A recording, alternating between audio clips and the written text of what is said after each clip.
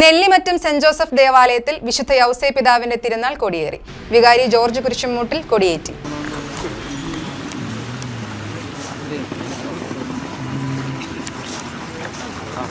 ബലവാനായ ദൈവമേ, ഞങ്ങൾ അങ്ങയെ ആരാധിക്കുന്നു. അങ്ങയുടെ മഹത്വത്തിനും വിശുദ്ധരുടെ ബഹുമാനത്തിനുമായി ഞങ്ങൾ ഉയർത്തുന്ന ഈ പതാക പിതാവിന്റെയും പുത്രന്റെയും പരിശുദ്ധാത്മാവിന്റെയും നാമത്തിൽ ആശീർവദിക്കണമേ. ഈ പതാക വണങ്ങുന്നവർക്കെല്ലാം അങ്ങയുടെ സഹായം ലഭിക്കുമാറാകട്ടെ, ഇപ്പോഴും എപ്പോഴും എന്നേക്കും. ആമേൻ.